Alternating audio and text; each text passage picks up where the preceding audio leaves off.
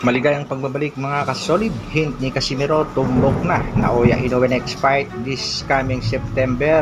WBA nag-utos na, wala nang atrasan to mga kasolid. Canelo Alvarez nagbigay naman ng kondisyon na patungkol nga yan sa laban, posibleng laban kontra Terence Crawford. Para sa ating unang balita, posibleng matuloy na ang bakbakang hinihintay ng mga boxing fans, ang bakbakan sa pagitan ni Crawford at Canelo Alvarez. Alam naman natin matagal nang naghahamon itong si Crawford, pero kailangan munang malusutan itong si Terence Crawford ang kanyang laban kontra nga dito kay Israel Madribov, undefeated boxer at kasalukuyang WBA World Super Welterweight Champion. Ang kanilang laban ay gaganapin ngayong August 3. Canelo Alvarez finally agrees to fight Terence Crawford on one condition. Mensahe ni Canelo: at this point in my career, I always make the best fight but they have to benefit me. It depends on the money.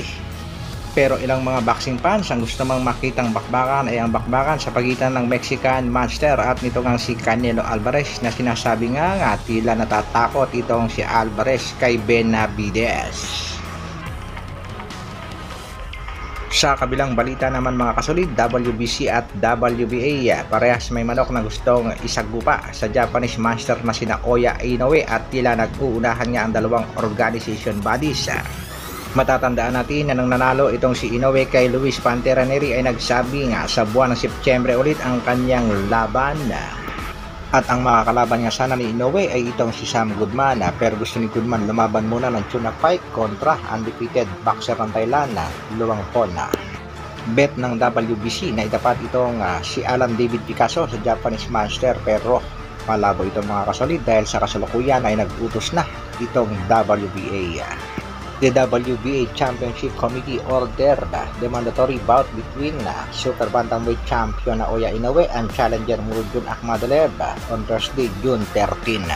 Binigyan niya ang dalawang kampo ng hanggang 30 days para sa negotiation hanggang July 14 ngayon mga kasolid, at nakakalamang makakasaang bakbakang ito mga kasolid. Pero may buwelta itong si Bob Aruma. Last fight na nga daw ni Naoya Inoue ang laban kay Akhmadaliev kung sakaling matutuloy at aakyat na ng featherweight division ang Japanese Monster.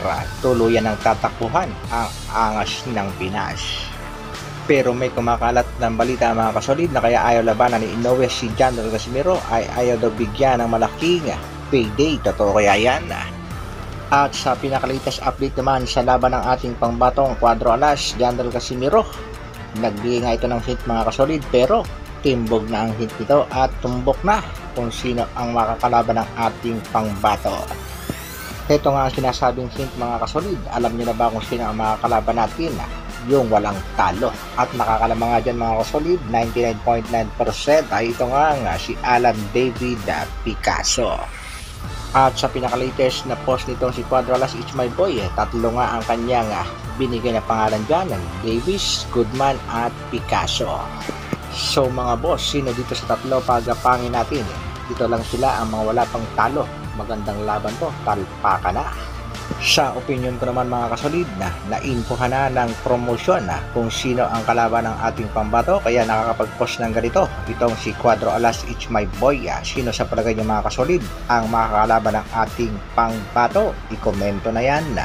Hanggang dito na lang, maraming salamat sa patuloy na pagsuporta at panonood. Mabuhay!